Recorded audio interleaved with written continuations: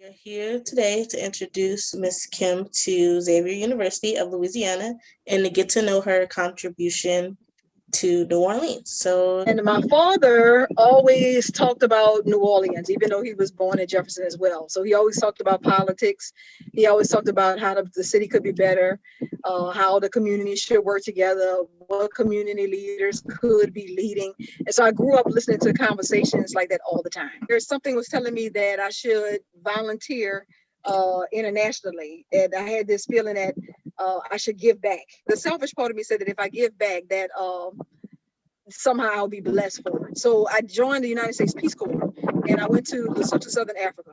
And so while I was there, I worked with two villages. One, it was like a 45-minute walk every day. The other one was more like an hour and a half walk every day, up a mountain, across streams and things like that. Two totally different schools, one not as remote, one very remote. And so I did that too, as well as like teaching AIDS education workshops to the 2 years, and came back. I taught in Orleans Parish Public School System, and I immediately started realizing that if I had 18 kids, literally only 5 of them would bring their homework, no matter what the incentive was or what have you. So I do think I was good as a teacher, and that a lot of them were able to excel and be at their level, not below their level. But what I learned from the experience was that a lot of my kids came from the housing development that was up the street. At the time, it was called the St. Bernard Housing Development. And if not 80% of them did. And so they really taught me that parents had a lot to do with the influence on kids. But what can I do to affect the macro system? And I said, maybe I could affect policy. And so my interest became, we had books. We didn't have a shortage of supplies or anything like that. We had a shortage of influence, the right kind of influence. So my thought was, how can policy affect adults, like the parents? Being a Merrill Fellow for a year, and you had to be in a master's program, and they picked 5 people. So luckily I was selected at the last minute, and that brought me back to New Orleans. And literally, I moved to New Orleans, and I was here 2 weeks, and had moved all of my things from Illinois. Hurricane Katrina hit. The crisis, but then also the planning, and then the development. And those are long stages. So crisis is, how do you just make sure the utilities are on? How do you make sure the streets are clear? How do you make sure businesses have permits to work? Whatever funds are available, how do you just make sure they have whatever type of grants to kind of get started again? How do you motivate businesses to want to work again? That's a whole nother, idea of business retention versus business attraction. So New Orleans has always wanted to attract more business.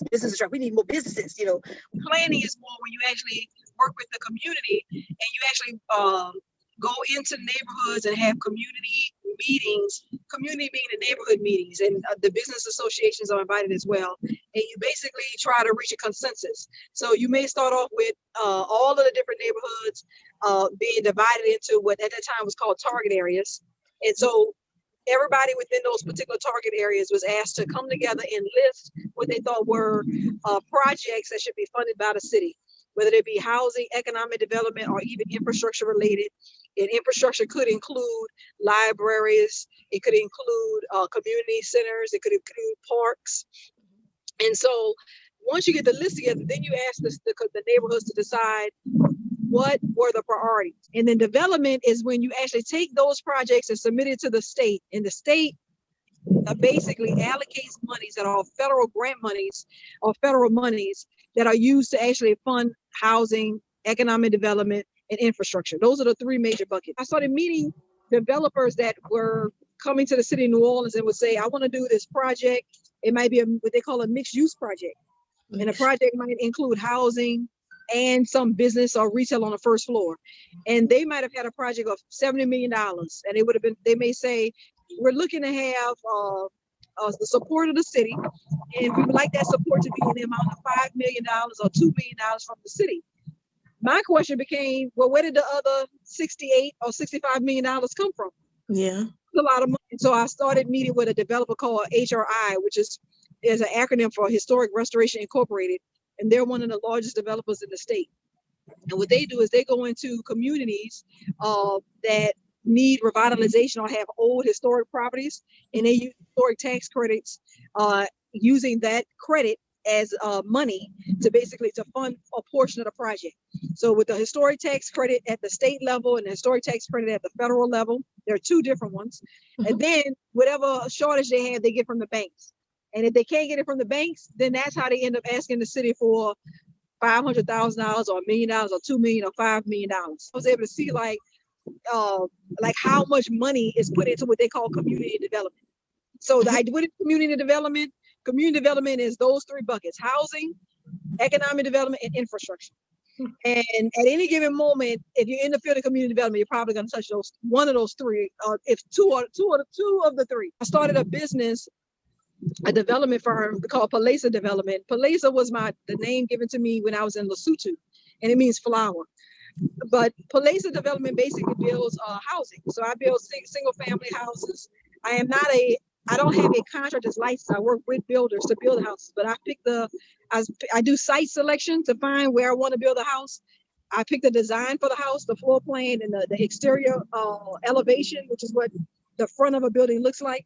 And I pick the contractors that will work on the home, and I basically project manage the building of the house to basically build them within 4 months. And then I sell them. And so that's what I do now, which is still a part of community development. I travel, I'm basically like an advocate for the state of Louisiana. So I travel Louisiana. We had branches from all the way from as low as, or I should say as west as Lake Charles, all the way as south as north as Shreveport, and all the way through New Orleans. It's like 5 or 6 branches in New Orleans. So what I did with them for 3 years is I basically found private projects. Like we talked about the idea of the private financing. So I found projects that were being developed, whether it be housing or whether they be retail. And I funded nonprofits that were doing private work with the bank's dollars. Like any advice for me or like the kids of Xavier University? I would say nurture your technical and artistic side. You have to understand the business side. You have to understand business. So if my thought would be, if I could encourage every Xavier graduate to have taken some level of some interest in a business course, whether it be, some would say, well, what course? Okay, some would say marketing, maybe. But I would say accounting. I would say accounting, and I would say finance. How do you understand everything around what you're doing? And to me, you can't do that unless you understand the financial statements. And once you understand the financial statements, then you understand where the weaknesses are and how you grow. And I think, considering that Xavier University produces so many African students, I can say African American, but I'll just say African students, then that means that that's how we can impact our neighborhoods. That's how we can impact our community, when we understand the business of it. But how do you figure out the technical business side so that our African communities are more holistically sound? That would be what I would suggest to Xavier students. Well, thank you. You're welcome. I would like to thank you again for doing this interview with me and taking time out your day to discuss what you do and how you contribute and how us as Xavier students can also contribute. So thank you.